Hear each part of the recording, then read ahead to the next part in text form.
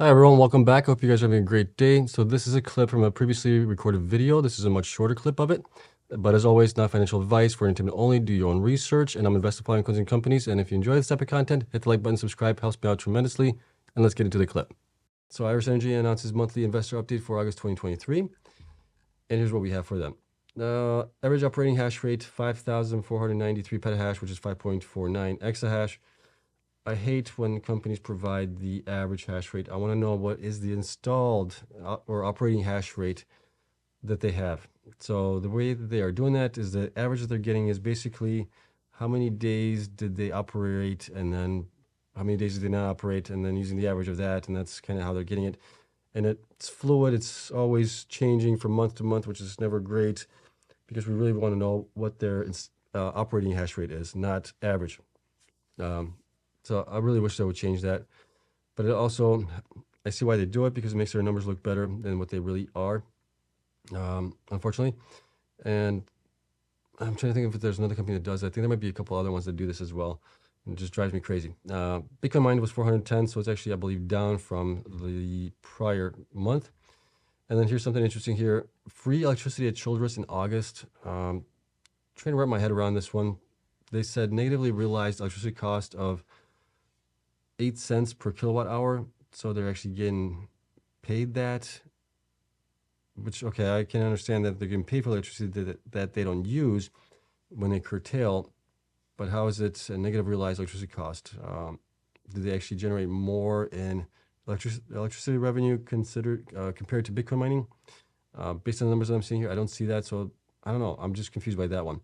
Same thing with this one. Company was effectively paid $28,000 per Bitcoin to take power at Childress and generated a further $28,000 per Bitcoin in mining revenue, i.e. 56 mining profit per Bitcoin at Childress,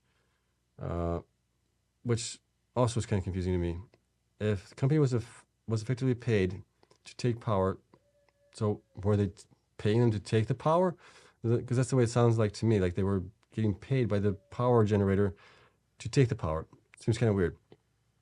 It should have been more, I think, maybe written out as company was effectively paid for releasing power to the grid at Childress and generated further 28K per Bitcoin in mining revenue. So that's really a strange way to put it. But that's what we have here. They talk about the Intel purchase that they did, or not Intel, sorry, initial purchase of the 248 NVIDIA H100 GPUs. We covered that in a previous video with them. And then they go into other things here as well. We're not going to really get into it. The company always, gosh, I'm tired and I'm stumbling here. Sorry, guys. The company was able to capitalize on heightened energy market volatility, dynamically trading Bitcoin mining profitability against electricity market pricing to drive down net electricity costs. So that is good there. That's a better explanation here than what they have over here. Trying to still wrap my head around that one. Okay, and let's see what else we have here. If there's anything else, I don't think there's anything else here. No. Okay, so let's take a look at the numbers that I do have for them, and we'll get into Riot here. Riot is also pretty interesting. So Iris Energy here, let's see, where is it? It is right there. Okay. So Iris Energy has currently 54.9 million shares outstanding. Stock price is at $4.49. Market cap is at 246 million right now. So definitely much better price than DigiHost or Stronghold right now. Their performance here has been kind of mixed here in the last 12 weeks. They're up 33% from 12 weeks ago. They're down 36% from 8 weeks ago.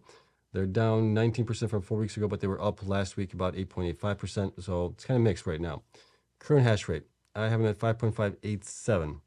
Their future hash rate is supposed to be about 5.7. I think they're pretty close to that, if not already installed completely with that. So they do have a little bit there. And they said that they're going to be growing to possibly, I believe, correct me if I'm wrong on this, somewhere around 9 exahashes is what they're trying to get to.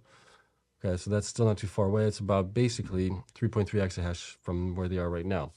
Now, BTC production here, you can see peaked in May, and that's based on the network transaction fees that were added in May. They were at 508. Excuse me. June, they were 428. July, they were at 423. Now in August, they're at 410. This, I would expect to see this because if they're not growing, the network hash rate has been increasing. That's going to reduce their production monthly, plus with curtailing and things like that. So that's kind of what we would expect.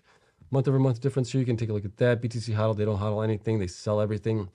BTC per exahash efficiency is still pretty efficient here at 73.38, but it has been coming down, which is what I would expect. BTC sold, you can take a look at that.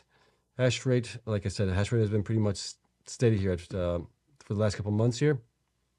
And they had a really huge jump here from March to April, which was nice to see as well. But overall, they've been kind of steady here as of now. Bitcoin revenue, you can see here that they bottomed out in December with 2.08 million, sorry. They peaked in May with 13.97, which was a great month for them and a lot of other miners. June was 11.88, July was 12.73, and then August was down to 11.42. So that's the way things have worked out for them. Hash difference month over month, you can take a look. BTC sold value, pretty much whatever they generated is what they sold. Last 4 quarters revenue, we talked about that in the quarterly results numbers.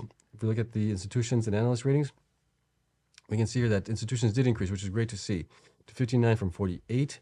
And then shares also increased to 17.4 million from 12.2 million. Percentage went up to 31.7 from 22.3. That's also good there. This is also really good as far as analyst ratings for them. So 2 strong buy ratings, 4 buy ratings, 1 hold rating, 0 underperform, 0 sell. And the price targets actually went up quite substantially here to $24 from the $13. It's a nice jump there. Looks like the analysts are finally valuing them, I think, more accurately. The average went up to 11.33, and the low is now still 8. So that's not a big deal there. We know they didn't install any miners here, but they did curtail a little bit here.